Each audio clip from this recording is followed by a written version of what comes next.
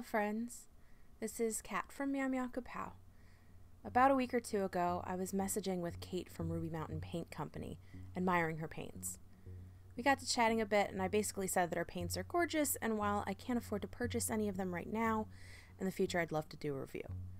Well friends, it looks like we live in the future, because Kate so lovingly sent me a couple of little sample cards to test out. Full disclosure, I did not pay for these, and I am definitely not being paid to talk about them either. When I opened the little envelope she sent, I loved seeing the handmade note in her beautiful, beautiful paints. For a small artisanal paint maker, Ruby Mountain Paint Company really has a shocking variety of colors. Inside the package were little dot cards of Lodge Red or Crimson, Sun, which was the yellow, French Ultramarine, Verona, which is also called Rare Earth, Pine, also known as Chrome Green, Burnt Umber, Slate, and Black Earth. To start, I sketched out a couple of quick bats and pen to make swatches for all 8 of the colors. To prep, a couple of drops of water were placed on each dot card to make sure they were easily reactivated, which I'll talk about more in a bit. Then, I would wet a bat lightly with water, load the brush with some pigment, and lightly tap the brush to the wet bat to test each paint's bloom. For many, many reasons, Pine ended up being my absolute favorite paint of the bunch, and its bloom pattern was especially enchanting. Most of the other colors would bloom in a soft sort of puff of color, but Pine's blooms had tendrils that would reach out like the spindly branches of a haunted tree. It was so beautiful to watch.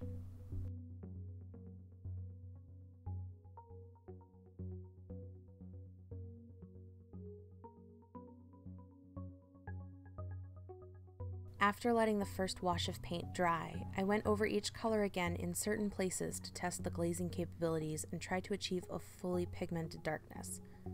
They all glazed wonderfully, and I have no complaints about their use, except one. During this swatch test, I found that the Verona, or Rare Earth paint, was incredibly difficult to reactivate, and once it was activated, it did not move the way you would expect most other paints to. For the life of me, I couldn't get a smooth flat wash, and the paint seemed to always show exactly where my brush had moved or been picked up. It's a nice subtle color that would be beautiful in landscape paintings, but its characteristics did not suit my personal painting style. Maybe I just haven't thought of the right subject? What would you use it for?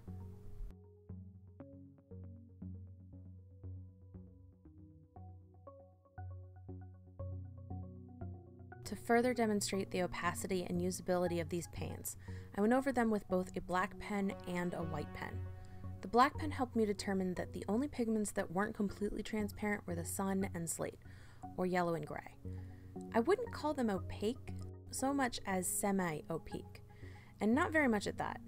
I had to really look hard to notice a difference in tone of the original black lines versus the new black lines. A couple of months ago, I noticed that whenever I use my Uniball Signo white gel pen on top of my Sennelier paints, the white ink would somehow reactivate the paint below and turn pink, no matter how dry the paint had been. But nothing would happen at all if I used my Sakura Jelly Roll pen. I like to test both out now to see if they react differently to nude paints, and I'm delighted to say that they both passed with flying colors. This is good news, since they are regular members of my doodle team.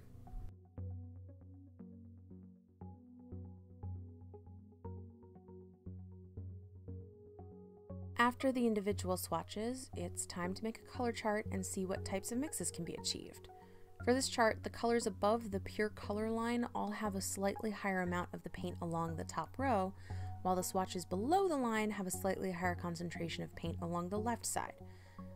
Don't worry, at the end I make tiny dots of the original colors along the outside to make it slightly easier to locate each color. I also did a small color wheel using just the primary colors and made some neutrals out of those primaries for poops and chuckles, even though I've already got a brown, gray, and black. The Black Earth paint is a really gorgeous, warm color that I really ended up loving, by the way. There were 2 really interesting things I noticed while mixing these paints, and those were to do with the Verona and the French Ultramarine.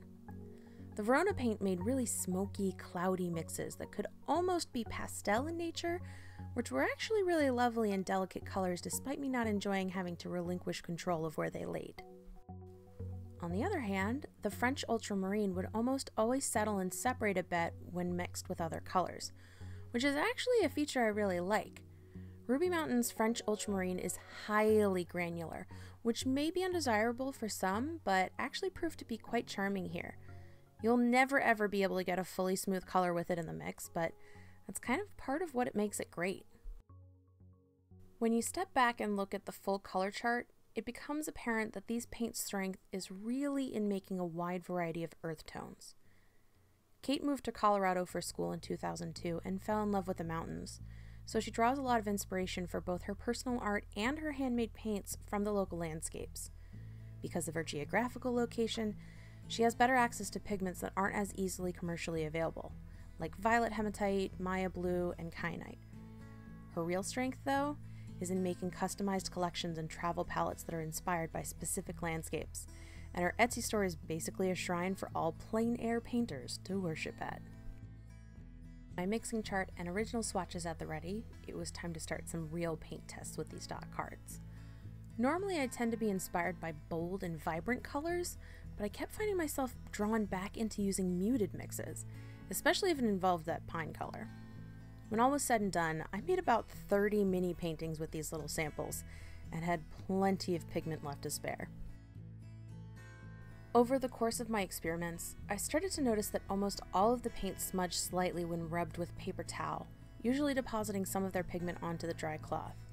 I don't have any footage of this, but I did contact Kate about it because I was concerned that the dried paintings would be ruined if they were inside of closed sketchbooks that got bumped around in a bag often. She never once made me feel like a fool for being concerned, and went out of her way to both test her own paints and ask customers about their experiences. All of the collective feedback determined that I'm apparently an unlucky ducky, and seem to be the only person with a rubbing issue. Even in her own sketchbooks, Kate went back to make sure that there wasn't any pigment transfer. I didn't want to leave this out of the review because it was important to me when I discovered it, but I think what's even more important is that Kate took my concerns seriously and responded with grace and compassion. She very clearly cares not only about her paint and the environment, but also the people whose lives she crosses paths with. I may as well just be some stranger who conned her out of a couple of paint samples with the promise of fame and glory, and she still cared about my experience and about respecting my perspective. All in all, would I recommend these paints? Well, let's talk about them for a second. I had two problems that we already discussed, the Verona color and the pigment transferring problem, but there are a lot of positives about these.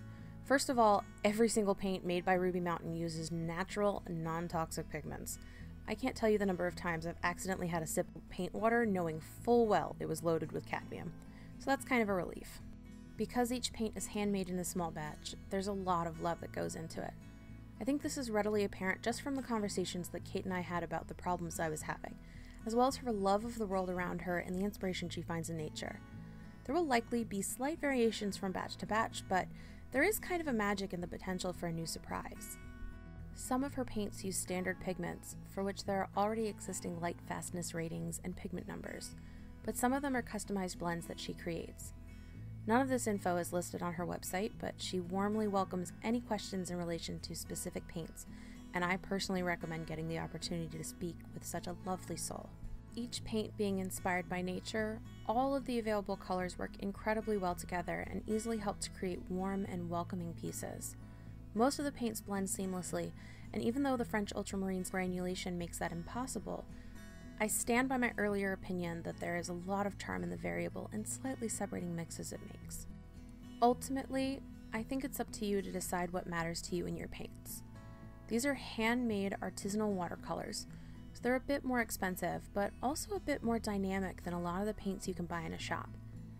As for my opinion, well, I spent a week using only these Ruby Mountain paints and could not stop myself from making just one more image, so I think despite whatever difficulties I found along the way, the paints themselves were incredibly fun to use and continually inspired me to play.